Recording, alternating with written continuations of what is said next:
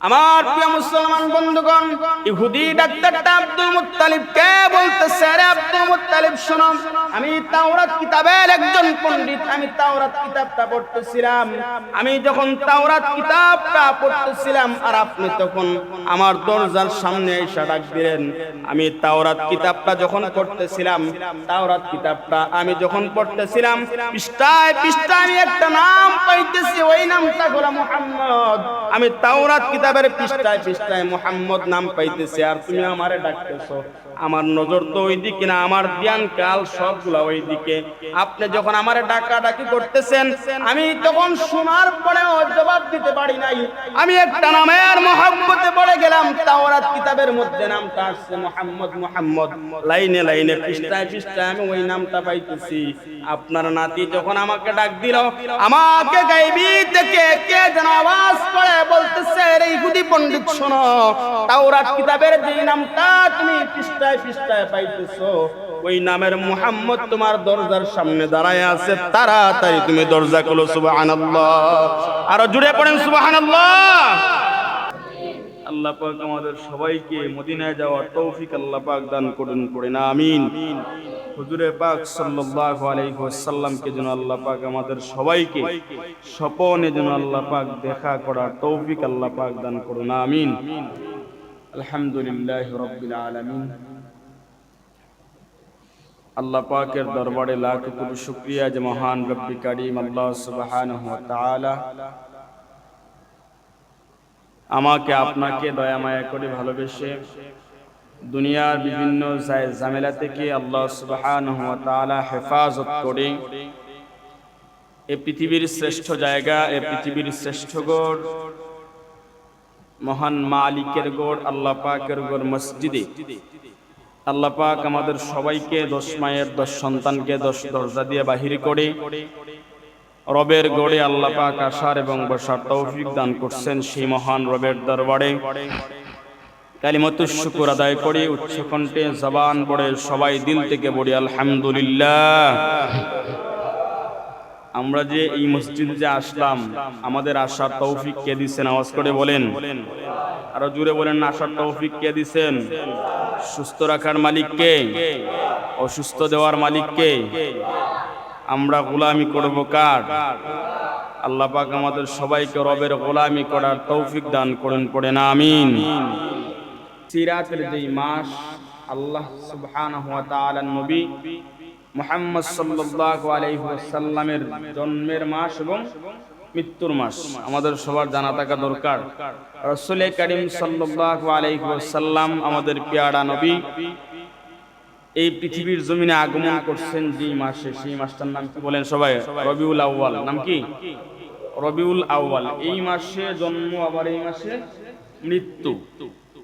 জন্মের তারিখ নিয়ে আপনার মতভেদ আছে, রিওয়ায়াত। কেউ কেউ বলছেন আপনার একটা তারিখ হচ্ছে রবিউল আউয়াল মাসের 8 তারিখে, কেউ বলছেন 9 তারিখে, আবার কেউ বলছেন 12 তারিখে। আমরা বলি যে রাসূল কারীম সাল্লাল্লাহু আলাইহি ওয়াসাল্লামের জন্ম যদি বলা হয় রবিউল আউয়াল মাসের কোন তারিখে, আমরা বলি 12 তারিখে, 12ই রবিউল আউয়াল। আসলে আরব দেশের মানুষগুলা তারা বেশিরভাগ মুহাদ্দিসিনে কেরাম একমত যে আল্লাহর রাসূল জন্মগ্রহণ করছেন 9 রবিউল আউয়াল। কেউ বলছেন 8, কেউ বলছেন 12। কিন্তু তারিখের দিকে আপনার কিছু মতামত আছে, কিন্তু এই মাসে যে জন্মগ্রহণ করছেন এই মাস নিয়ে কারো কোনো দ্বিমত নাই। সবাই একমত যে আল্লাহর রাসূল জন্মগ্রহণ করছেন এই মাসে, আবার আল্লাহর রাসূল ওয়াফাত লাভ করছেন, মানে এই পৃথিবীর জমিন থেকে বিদায় হয়ে রবের কাছে চলে গেছেন এই মাসে। তো এই মাসটার দাম আছে না নাই বলেন? আছে। কিন্তু এই মাস সম্পর্কে আমরা অনেকে জানি না। বৈশাখ, পহেলা নববর্ষ আসলে কত কিছু, আপনার ইংরেজি যখন আসে জানুয়ারি মাস আসে, বছরের প্রথম দিন কত কিছু হয়ে যায়। কিন্তু আল্লাহর রাসূলের জন্মের মাস, এটা আল্লাহর রাসূলের মৃত্যুর মাস। জন্মটা আনন্দ, আর মৃত্যুটা কি আনন্দ হয় মানুষের? জন্ম আনন্দ নিয়ে আসে। আপনার নাতি আসছে দুনিয়াতে, আপনার সন্তান আসছে, দেখেন আপনি নাতি যখন আসছে এলাকার মানুষদেরকে আপনি মিষ্টি খাওয়াইছেন, আপনার আপনার নাতি আসছে, আপনি যার সাথে চলেন সে আপনারে ঢং করে বলতেছে যে নাতি আসছে, মিষ্টি খাওয়ান এখন, এরকম কিছু অনেক কিছু হয়। তো জন্মটা আমাদের জন্য হয় আনন্দের, কিন্তু বিদায়টা আমাদের কাছ থেকে যখন নিয়ে যায়, যে কেউ বিদায় নিয়ে যায়, আমি আপনাদের কাছ থেকে বিদায় নিয়ে যাই, এটা হবে বেদনার। আপনি এখান থেকে বিদায় নিয়ে আল্লাহর কাছে চলে যান, যদি আল্লাহর কাছে আপনি মেহমান হয়ে যাইতেছেন, কিন্তু আপনার পরিবারের কাছে, আপনার এলাকার কাছে, আপনার গ্রামের মানুষের কাছে এটা কি আনন্দের হবে নাকি বেদনার হবে? কষ্টের হবে, বেদনার। তো রাসূল কারীম সাল্লাল্লাহু আলাইহি ওয়াসাল্লামের সিরাতের মাস এটা। আল্লাহর রাসূলের জীবনী নিয়ে কিছু আলোচনা করব। রাসূল কারীম সাল্লাল্লাহু আলাইহি ওয়াসাল্লামের জীবনী আপনারা সবাই জানেন। নবীজি সাল্লাল্লাহু আলাইহি ওয়াসাল্লামের জন্মের আগে আল্লাহর রাসূলের মাকে হারাইছেন, নাকি বাবাকে হারাইছেন? বাবাকে হারাইছেন জন্মের আগে। জন্মের আগে আল্লাহর রাসূল বাবাকে হারাইছেন, আবার জন্মের পরে আল্লাহর রাসূলের মাকেও আল্লাহর রাসূল হারাইছেন। আবার মা হারানোর পরে আল্লাহর রাসূলের দায়িত্ব নিয়েছেন নবী সাল্লাল্লাহু আলাইহি ওয়াসাল্লামের দাদা আব্দুল মুত্তালিব। নাতির প্রতি দাদার ভালোবাসা কম না বেশি বলেন? আওয়াজ করে বলেন, কম না বেশি? রাসূল কারীম সাল্লাল্লাহু আলাইহি ওয়াসাল্লামের দায়িত্ব নিয়েছেন দাদা। দাদা তো আবার রাসূল কারীম সাল্লাল্লাহু আলাইহি ওয়াসাল্লাম যখন দ্বীনের দাওয়াত দিবেন, হক কথা যখন আপনি বলবেন, একটা মসজিদের ইমাম সাহেব যত ভালো থাকুক না কেন, মসজিদের ইমাম আপনার কাছে ভালো, সবার কাছে ভালো, সমাজের কাছে ভালো, কিন্তু এমনও ক্ষেত্রে এমনও কিছু হয় যখন হক কথাটা, যখন কোরআনের কথা যখন স্পষ্টভাবে বলতে থাকে আর আমার গায়ে লাগা যায়, তখন সে মানুষের কাছে বাদ হয়ে যায়। ঠিক তেমনি ভাবে আল্লাহর রাসূল ততক্ষণ পর্যন্ত ভালো ছিলেন, দ্বীনের দাওয়াত যখন আল্লাহর নবী দিলেন, তখন আল্লাহর নবী চাচার কাছে, অমুকের কাছে, তমুকের কাছে আল্লাহর নবী বাদ হয়ে গেলেন। জন্মের পরে যখন আল্লাহর রাসূল জন্মগ্রহণ করেন, আল্লাহর রাসূলের জন্মে খুশি হইয়া আবু জাহেল তৎকালীন সময়ে 100 উট কুরবানি দিছিল। আবু জাহেল আল্লাহর নবীর কি চাচা, আল্লাহর নবীর চাচা, নবীর জন্মে খুশি হইয়া যে আমার ভাতিজা জন্মগ্রহণ করছে, আমার ভাই আব্দুল্লাহর সন্তান জন্মগ্রহণ করছে, সেই খবর যখন আবু জাহেলের কানে গেছে, আবু জাহেল ভাতিজার জন্মে খুশি হইয়া 100 উট কুরবানি দিছে। আবার ওই ভাতিজা যখন চাচারে দ্বীনের দাওয়াত দিছে, সেই আবু জাহেল আল্লাহর রাসূলকে মারার জন্য অনেক ফন্দি করছে। জানেন না আপনারা, আল্লাহর রাসূলে মারার জন্য অনেক প্ল্যান করছে দ্বীনের দাওয়াত দেওয়ার কারণে, কিন্তু জন্মে খুশি হইয়া কয়শো উট কুরবানি দিছে? 100 উট। আবার দ্বীনের দাওয়াত দেওয়ার কারণে রাসূল সাল্লাল্লাহু আলাইহি ওয়াসাল্লামকে মারার জন্য অনেক প্ল্যান করছে। তো নবীজি সাল্লাল্লাহু আলাইহি ওয়াসাল্লামের দায়িত্ব যখন দাদার কাছে গেল, দাদা, একটা ঘটনা আমি একবার বলছিলাম যে আল্লাহ রাসূল সাল্লাল্লাহু আলাইহি ওয়াসাল্লাম ছোট সময় থেকে যখন আপনার নবী সাল্লাল্লাহু আলাইহি ওয়াসাল্লামের দায়িত্ব যখন নিলেন, দুধমা যখন হলেন, হযরতে হালিমাতুস সাদিয়া, হযরতে হালিমা যখন দুধমা হলেন, তো আল্লাহর রাসূল তখনই হযরতে হালিমার কিন্তু আবার আরেকটা সন্তান ছিল, আব্দুল্লাহ। আব্দুল্লাহ নামে আরেকটা সন্তান ছিল। তো হযরতে হালিমা যখন আল্লাহর রাসূলকে নিয়ে গেলেন, নেওয়ার পরে হযরতে হালিমা, আল্লাহর রাসূল হযরতে হালিমার দুধ পান করছেন। তো নবীজি হযরতে হালিমার একটা স্তনের দুধ পান করতেন, আরেকটা স্তনের দুধ পান করতেন না। অর্থাৎ রাসূল কারীম সাল্লাল্লাহু আলাইহি ওয়াসাল্লাম হযরতে হালিমার দুইটা স্তনের মধ্যে একটা স্তনের দুধ পান করতেন, আরেকটা স্তনের দুধ পান করতেন না। এর কারণটা হলো শিশু সময় আল্লাহর নবী শিক্ষা দিয়ে গেলেন, তামাম পৃথিবীর মানুষ তোমরা শোনো, হযরতে হালিমার আরেকটা সন্তান আছে আর আমি হালিমার দুধ পান করতেছি। রাসূল কারীম সাল্লাল্লাহু আলাইহি ওয়াসাল্লাম এই কথাটাই শিক্ষা দিতেছেন, তামাম পৃথিবীবাসী তোমরা শোনো, হযরতে হালিমার আরেকটা সন্তান আছে, দুইটা স্তন, একটা স্তনের দুধ আমি পান করি, আরেকটা স্তনের দুধ আমি পান করতে পারবো না। তার কারণ হলো একটা স্তনের দুধ পান করা আমার অধিকার, আর আরেকটা স্তনের দুধ পান করা আমার ভাই আব্দুল্লাহর অধিকার। পড়েন না সুবহানাল্লাহ। যা আমি যদি দুটো স্তনের দুধ পান করি, তাহলে আমার ভাই আব্দুল্লাহ কি খাবে? হযরতে মুহাম্মদ সাল্লাল্লাহু আলাইহি ওয়াসাল্লাম শিশু সময় এই বিষয়টা আমাদেরকে শিক্ষা দিলেন। তার মানে হলো আল্লাহর রাসূল সাল্লাল্লাহু আলাইহি ওয়াসাল্লাম এই কথাটাই শিক্ষা দিলেন, ভাইয়ের হক, ভাইয়ের অধিকার কখনো নষ্ট করা যাবে না। আজ আমাদের সমাজে কি ভাইয়ের অধিকার নষ্ট করতেছে না? ভাই আপন মার পেটের ভাই, কিন্তু স্বার্থের খাতিরে আপনার দুনিয়ার সামান্য আনন্দের কারণে আপন ভাই, দুই ভাই আপন ভাই মনে করে ওই ভাইকে ঠকাইয়া সমস্ত সম্পত্তি নিজের নামে লিখে নেয়। এই মুসলমান আমাদের সমাজে আছে না? দুইজন ভাই দেখেন, এক ভাই মনে করেন শিক্ষিত, আর এক ভাই লেখাপড়া কিচ্ছু জানে না, এখন বাড়ির দলিল করতেছে। ওই ভাই কি করে যে বাড়ির দলিল করতেছে, যেই ভাই একটু আপনার চালাক, মনে করুন অনেক ক্ষেত্রে হয় বড় ভাই ছোট ভাইয়ের সম্পত্তি নিজের নামে লিখে নেয়, আবার অনেক ক্ষেত্রে এমন হয় ছোট ভাই বড় ভাইয়ের সম্পত্তি নিজের নামে লিখে নেয়। এখন মনে করেন এক ভাই চালাক, শিক্ষিত, লেখাপড়া কিছু জানে, উকিলের কাছে সে আলাপ করছে, সেই সম্পত্তির দলিল করবে, রেজিস্টার করবে। এখন দেখা গেছে যেই ভাইটা বুঝে না, ভাইকে বলে ভাই এখানে একটা দস্তখত দিয়ে দে, আমাদের দুই ভাইয়ের নামে আমাদের এই জায়গার দলিল করছি। এখন ভাই যদি দস্তখত না পারে টিপ দেয়, তো ভাই তো আর জানে না ভাই যে অন্য কাজ করে ফেলছে। তো ভাইকে প্রথমে বলছে যে আমাদের দুরুবান নামে আমাদের জায়গা দলিল করছি, এখানে একটা স্বাক্ষর দে অথবা এই শিল দিয়া দে। কিছুদিন পরে দেখা যায় ভাই শুনতে পায় এই কথাটা যে আসলে আমার কাছ থেকে যে ভাই যে সম্পত্তি যে স্বাক্ষর নিছে, ভাই তো সম্পত্তি আমার নামে করছে না, সব নিজের নামে করছে। এটা সমাজে ঘটে না? ঘটে। কিন্তু আপনি কিছু করতে পারবেন। আপনি যে এইটা যে নিতেছেন, ভাইয়ের হক যে আপনি নষ্ট করতেছেন, আপনি ভাইয়ের হক নষ্ট করতেছেন, এই জবাব একদিন কার আদালতে দাঁড়িয়ে দিতে হবে বলেন? আল্লাহর আদালতে যে দাঁড়াবো একদিন, সন্দেহ আছে কারো? কারো সন্দেহ আছে? রবের আদালতে সবাইকে দাঁড় হতে হবে, এটা নিশ্চিত। দিনের পরে যেমন রাত সত্য, রাতের পরে যেমন দিন আসবে এটা সত্য। আল্লাহ পাকের আদালতে আমাদেরকে দাঁড় হতে হবে, এই কথাটা এর চাইতে হাজার হাজার কোটি কোটি গুণ বেশি সত্য। দুনিয়ার সত্যের কত দামা চাপা দেওয়া যায় মামু খালুর মাধ্যমে। একটা সময় আমি ছোটবেলায় দেখছি, বিচার হইতো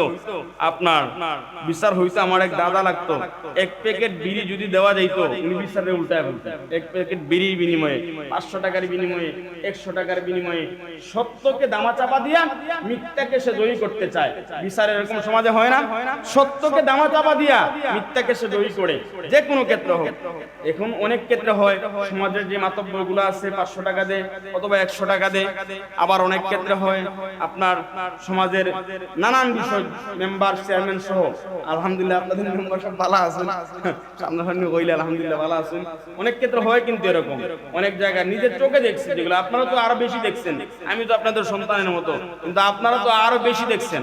এই মামু খালুর খেলা তো আপনারা আরো বেশি দেখছেন। কিন্তু বলেন দেখি, আল্লাহ পাকের যে আদালত হবে, সেই আদালত কি মামু খালুর খেলা আছে? বলেন চলবে নাকি? রাসূল কারীম সাল্লাল্লাহু আলাইহি ওয়াসাল্লামের একটা ঘটনা, নবীজি ছোট সময়ের আরেকটা ঘটনা আপনাদের সামনে বলতে চাই। আমার প্রিয় বাবারা, কলিজার টুকরা যুবক বন্ধুগণ, পর্দার অন্তরালের আম্মা জানেরা, দিলটা নরম করে শুনবেন। নবী সাল্লাল্লাহু আলাইহি ওয়াসাল্লামের বয়স যখন 7 বছর, আল্লাহর নবীর চোখ উঠা রোগ হইছে। চোখ উঠা রোগ আমরা যেটাকে সমাজে বলি চোখ ফুটা রোগ, আল্লাহর নবীর যখন চোখ উঠা রোগ হয়ে গেল, নবীর দাদা আব্দুল মুত্তালিব টেনশনে পড়ে গেছেন, আমার নাতির চোখ উঠা রোগ হইছে, আমি ডাক্তার পাবো কোথায়? দেখবেন অনেক সময় অনেক ক্ষেত্রে দেখা যায় বাবা সন্তানকে মারতে চায় লাঠি দিয়া। বাবা যখন সন্তানকে লাঠি দিয়া মারে, দাদা ওই মারাটা সহ্য করতে পারে না। দাদা মনে করে যে আমার নাতির গায়ে তো আমার ছেলে আঘাত করছে না, আমার ছেলে তো আমার গায়ে আঘাত করছে। দাদা কিন্তু নাতির গায়ে আঘাত দাদা সহ্য করতে পারে না।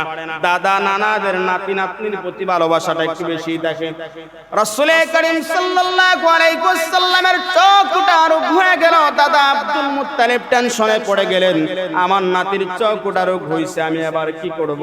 আল্লাহর রাসূল সাল্লাল্লাহু আলাইহি ওয়াসাল্লামকে ডাক্তার দেখানোর জন্য মানুষের কাছে আব্দুল মুত্তালিব বলাবলি করতেছেন যে আমার নাতির চোখটা রোগ হইছে, আমার নাতিকে ডাক্তার দেখাবো, একটা ডাক্তারের সন্ধান দাও। আমার প্রিয় মুসলমান বন্ধুগণ, আব্দুল মুত্তালিব টেনশনে পড়ে গেলেন, ডাক্তার পাইতেছেন না। এমন একটা সময় একটা ডাক্তারের সন্ধান পেলেন, একটা ইহুদি ডাক্তারের সন্ধান পেলেন। ইহুদি ডাক্তারের সন্ধান পাওয়ার পরে হযরতে মুহাম্মদ সাল্লাল্লাহু আলাইহি ওয়াসাল্লামকে আব্দুল মুত্তালিব ওই ডাক্তারের কাছে নিয়ে যাবেন। আমার প্রিয় কলিজার টুকরা বাবারা শুনেন মন দিয়া, আব্দুল মুত্তালিব যখন মুহাম্মদ সাল্লাল্লাহু আলাইহি ওয়াসাল্লামকে ডাক্তারের কাছে নিয়ে যাবেন, ইহুদি ডাক্তারের কাছে যাবেন, হযরতে মুহাম্মদ সাল্লাল্লাহু আলাইহি ওয়াসাল্লামকে ইহুদি ডাক্তারের কাছে নিয়ে যাইতেছেন। যখন সন্ধ্যা হয়ে গেল, হযরতে মুহাম্মদ সাল্লাল্লাহু আলাইহি ওয়াসাল্লামের বয়স তখন ছিল 7 বছর। আমার প্রিয় মুসলমান বন্ধুগণ, আব্দুল মুত্তালিব ইহুদি ডাক্তারের দরজার মধ্যে গিয়া যখন টুকা দিলেন, একটা না দুইটা না অনেকগুলা টুকা দিতেছেন, ইহুদি ডাক্তার দরজা খুলতেছে না। আব্দুল মুত্তালিব টেনশনে পড়ে গেলেন, আমার নাতিরে ডাক্তারের কাছে নিয়ে আসলাম, ডাক্তার দরজা কেন খুলতেছে না? আব্দুল মুত্তালিব টেনশনে পড়ে গেলেন যে ডাক্তার ঘরের ভিতর আছে কিনা, নাকি আমার নাতিরে আমি নিয়ে যাব। হযরতে সরকার দু আলম নবী দাদাকে ডাইকা বলেন, আমার দাদা, আপনি তো অনেকক্ষণ ডাকাডাকি করছেন, এবার দাদা আমার একটা সুযোগ দেন, আমি একটু ডাক্তারকে ডাক দিব। দেখবেন অনেক সময় আপনার নাতি কিন্তু এরকম বায়না ধরে না। হযরতে মুহাম্মদ সাল্লাল্লাহু আলাইহি ওয়াসাল্লাম দাদাকে বলতেছেন, ওগো দাদা, আপনি তো অনেকক্ষণ ডাকাডাকি করছেন, এবার আমাকে একটা সুযোগ দেন, আমি ডাক্তারকে একটা ডাক দিব। দাদা বলতেছেন যে আমি বড় মানুষ, এতক্ষণ ডাকাডাকি করলাম, ডাক্তার তো দরজা খুললো না, আবার ডাক্তার আমার পরিচিত মানুষ। মুহাম্মদ সাল্লাল্লাহু আলাইহি ওয়াসাল্লাম দাদাকে বলেন, ওগো দাদা, একটা ডাক দিব, যদি ডাক্তার দরজা না খুলে আমরা চলে যাব। মুহাম্মদ সাল্লাল্লাহু আলাইহি ওয়াসাল্লামকে দাদা আব্দুল মুত্তালিব বলতেছেন, আচ্ছা ঠিক আছে, তুমি ডাক দাও। মুহাম্মদ সাল্লাল্লাহু আলাইহি ওয়াসাল্লাম দরজার সামনে গিয়া দরজার মধ্যে টুকা যখন দিলেন, কিতাবের মধ্যে পাওয়া যায় মুহাম্মদ সাল্লাল্লাহু আলাইহি ওয়াসাল্লাম দরজায় টুকা দিতে দেরি হলো, ডাক্তার দরজা খুলতে 1 মিনিটও দেরি হলো না। পড়েন না সুবহানাল্লাহ, আরো জুড়ে পড়েন না সুবহানাল্লাহ। আব্দুল মুত্তালিব অবাক হয়ে গেলেন, ডাক্তার দরজা যখন খুলল, আব্দুল মুত্তালিবকে দেখার পরে বলতেছেন, আব্দুল মুত্তালিব কি জন্য আসছো? আব্দুল মুত্তালিব ডাক্তারকে বলতেছেন, রে ডাক্তার শোনো, তোমার সঙ্গে আমার কথা হবে পরে, আগে আমার একটা প্রশ্নের জবাব দাও। আমি বয়স্ক মানুষ, তোমাকে এতক্ষণ ডাকাডাকি করলাম, আমার ডাকের জবাব তো দিলা না, দরজাটাও খুললো না। আমার নাতি ছোট মানুষ, আমার নাতি দরজার মধ্যে একটা ডাক দিল, ডাক দিতে দেরি হলো, তোমার দরজা খুলতে দেরি হলো না। আমার ডাকে কেন তুমি দরজা খুললো না? আমার নাতির ডাকে কেন তুমি দরজা খুললা? সেই জবাবটা তুমি আগে দাও। আমার প্রিয় মুসলমান বন্ধুগণ, ইহুদি ডাক্তারটা আব্দুল মুত্তালিবকে বলতেছে, রে আব্দুল মুত্তালিব শোনো, আমি তাওরাত কিতাবের একজন পণ্ডিত, আমি তাওরাত কিতাবটা পড়তেছিলাম। আমি যখন তাওরাত কিতাবটা পড়তেছিলাম আর আপনি তখন আমার দরজার সামনে এসে ডাক দিলেন। আমি তাওরাত কিতাবটা যখন পড়তেছিলাম, তাওরাত কিতাবটা আমি যখন পড়তেছিলাম, পৃষ্ঠায় আমি একটা নাম পাইতেছি, ওই নামটা হলো মুহাম্মদ। আমি তাওরাত কিতাবের পৃষ্ঠায় মুহাম্মদ নাম পাইতেছি, আর তুমি আমারে ডাকতেছো। আমার নজর তো ওইদিকে না, আমার জ্ঞান কাল সবগুলা ওইদিকে। আপনি যখন আমারে ডাকাডাকি করতেছেন, আমি তখন শোনার পরেও জবাব দিতে পারি নাই। আমি একটা নামের মহব্বতে পড়ে গেলাম, তাওরাত কিতাবের মধ্যে নামটা আসছে মুহাম্মদ, লাইনে পৃষ্ঠায় আমি ওই নামটা পাইতেছি। আপনার নাতি যখন আমাকে ডাক দিল, আমাকে গায়বী থেকে কে যেন আওয়াজ করে বলতেছে, রে ইহুদি পণ্ডিত শোনো, তাওরাত কিতাবের যে নামটা তুমি পৃষ্ঠায় পাইতেছো, ওই নামের মুহাম্মদ তোমার দরজার সামনে দাঁড়ায় আছে, তাড়াতাড়ি তুমি দরজা খোলো। সুবহানাল্লাহ, আরো জুড়ে পড়েন সুবহানাল্লাহ। সেই নবী মুহাম্মদ সাল্লাল্লাহু আলাইহি ওয়াসাল্লামের উম্মত হতে পেরে আমরা খুশি না বেজার? বলেন, আওয়াজ করে বলেন, খুশি না বেজার? সেই নবীর আদর্শকে আমাদের নিজের জীবনের মধ্যে ফিট করতে হবে না? আওয়াজ করে বলেন, ফিট করতে হবে না? রাসূল করিম সাল্লাল্লাহু আলাইহি ওয়াসাল্লামের আদর্শ যদি আমি আমার জীবনের মধ্যে যদি ফিট করতে পারি, দুনিয়াতেও শান্তি, মৃত্যুর পরেও শান্তি, দুনিয়াতেও কামিয়াবি হবই, মরণের পরেও আল্লাহর তৈরি জান্নাতে যাইতে পারবো। আমরা কি দুনিয়ার শান্তি চাই না আখিরাতের শান্তি চাই বলেন? দুনিয়াতে শান্তি তো সামান্য, আর দুনিয়াও ফানিয়াতুন, দুনিয়া ক্ষণস্থায়ী, আল আখিরাতু বাকিয়াতুন, আখিরাত চিরস্থায়ী। দুনিয়ার শুরু হইছে শেষও হয়ে যাবে কিছুদিনের মধ্যে, অথবা কিছু মিনিটের মধ্যে, অথবা কিছু ঘন্টার মধ্যে, কিছু মাসের মধ্যে, কিছু বছরের মধ্যে দুনিয়া শেষ হয়ে যাবে। কিন্তু আখিরাতের শুরু যখন হবে, আওয়াজ করে বলেন শেষ কি আর আছে? আল আখিরাতু বাকিয়াতুন, আখিরাত চিরস্থায়ী, শুরু আছে শেষ নাই। দুনিয়ার শুরু আছে শেষও আছে, কয়েক মিনিট, কয়েক সেকেন্ড, কয়েক ঘন্টা, এর বাহিরে না, অথবা কয়েক বছর। আল্লাহ পাক আমাদের সবাইরে দ্বীনের পথে অটল অবিচল থাকার তৌফিক আল্লাহ পাক দান করুন। সবাই পড়েন আমিন। সেই রাসূল করিম সাল্লাল্লাহু আলাইহি ওয়াসাল্লামের মরণ যখন হলো, ইন্তেকাল করে, ওয়াফাতের সময় নবী সাল্লাল্লাহু আলাইহি ওয়াসাল্লাম যখন ইন্তেকাল করেন, আল্লাহ পাকের মেহমান হয়ে যখন নবী সাল্লাল্লাহু আলাইহি ওয়াসাল্লাম চলে গেলেন, কিতাবের মধ্যে পাওয়া যায় যখন আল্লাহর নবীর ওয়াফাতের কথা যখন উঠা মদিনার মধ্যে যখন এলান হয়ে গেল, মদিনার মধ্যে কান্নার রোল পড়ে গেল। কে কোথায় আছো? তাড়াতাড়ি আওরে, নবী নাই, নবী নাই, আল্লাহর নবী আর দুনিয়ার জমিনে নাই। সাহাবায়ে কেরামদের মধ্যে কান্নার রোল পড়ে গেল। সাহাবায়ে কেরামরা কান্না করতেছেন, নবী নাই রে, নবী নাই। যাকে দেখি আমরা এতটা দিন পার করলাম, যাকে না দেখি আমরা একটা মুহূর্ত থাকতে পারি না, আজকে নবী নাই, আমরা কিভাবে থাকবো? সাহাবীর মধ্যে থেকে কয়েকজন সাহাবী তো এমন আছেন, তার মধ্যে একজন সাহাবীর ঘটনা আপনাদের সামনে বলি। একজন সাহাবীর নাম ছিল হযরতে যায়েদ ইবনে আব্দুর রাব্বিহি। আল্লাহ পাকের নবীর ইন্তেকালের কথা শোনার পরে হযরতে যায়েদ ইবনে আব্দুর রাব্বিহি যখন শুনলেন আল্লাহর রাসূল দুনিয়ার জমিন ছেড়ে ইন্তেকাল করে চলে গেলেন, আল্লাহ পাকের মেহমান হইয়া হযরতে যায়েদ ইবনে আব্দুর রাব্বিহি সাথে সাথে আল্লাহর কাছে দোয়া করতেছেন হাত উঠায়া, আগো রব্বে কারীম আল্লাহ, যে নবীরে না দেখে একটা মুহূর্ত থাকতে পারি নাই, আজকে সেই নবী দুনিয়ার জমিন ছেড়ে চলে গেছেন, সেই নবীরে না দেখে আমি কিভাবে থাকবো? আল্লাহ গো, আমার যে চোখ দ্বারা আমি নবীরে প্রতিদিন দেখতাম, আমি যদি আমার নবীরে না দেখি আমি তো থাকতে পারবো না। ও রব্বে কারীম আল্লাহ, আপনার কাছে দোয়া করতেছি, আপনি আমার দুটা চোখের দৃষ্টি আপনি আমার কেড়ে নেন, অর্থাৎ আমার চোখের আলো আপনি বন্ধ করে দেন। আমার প্রিয় মুসলমান বন্ধুগণ, হযরতে যায়েদ ইবনে আব্দুর রাব্বিহি আল্লাহ পাকের কাছে দোয়া করতেছেন, আল্লাহ আপনার নবীরে না দেখে আমি থাকতে পারবো না, আমার চোখ আছে কিন্তু আপনার নবীরে আমি দেখতে পারবো না, আমি সহ্য করতে পারবো না, তাই ভালো আপনি আমার চোখের দৃষ্টিটা কেড়ে নেন, আপনি আমার চোখের আলোটা কেড়ে নেন। কিতাবের মধ্যে পাওয়া যায় রে বাবারা, হযরতে যায়েদ ইবনে আব্দুর রাব্বিহি যখন আল্লাহর কাছে দোয়া করছেন, আল্লাহ গো আমার চোখের দৃষ্টি আপনি কেড়ে নেন। কিতাবের মধ্যে পাওয়া যায় হযরতে যায়েদ ইবনে আব্দুর রাব্বিহি হাতটা নামানোর আগে আগে আল্লাহ পাক হযরতে যায়েদের চোখের দৃষ্টি আল্লাহ পাক কেড়ে নেন। জুরে জুরে পড়েন না সুবহানাল্লাহ। সাহাবীর ভালোবাসাটা নবীর প্রতি কম ছিল না বেশি ছিল বলেন? কতটা পরিমাণ বেশি ছিল যে নিজের চোখের দৃষ্টি আল্লাহ পাকের কাছে বলতেছেন, আল্লাহ আমার চোখের দৃষ্টি কেড়ে নাও। এখন বলতে পারেন যে আল্লাহ কিভাবে সাহাবীর চোখের দৃষ্টি কেড়ে নিলেন? সে তো আর দেখতে পারবে না, সে যে নবীর প্রতি মহব্বত দেখাইছে, সেই দেখানোটা মহব্বতটা পছন্দ হয়েছে কার কাছে বলেন? আওয়াজ করে জুড়ে বলেন, কার কাছে পছন্দ হয়েছে? আল্লাহর কাছে এতটা পছন্দ হয়েছে, হাত নামারুন আগে আগে আল্লাহ পাক হযরতে যায়েদ ইবনে আব্দুর রাব্বিহির চোখের দৃষ্টি আল্লাহ পাক কেড়ে নিয়েছেন। সাহাবীর ভালোবাসা নবীর প্রতি এতটা পরিমাণ বেশি ছিল। তো রাসূল করিম সাল্লাল্লাহু আলাইহি ওয়াসাল্লামকে আমার গোটা জীবনে, আমার প্রতিটা মিনিটে, প্রতিটা সেকেন্ডে, প্রতিটা কাজে, প্রতিটা কর্মে আল্লাহর রাসূলের অনুসরণ করতে হবে।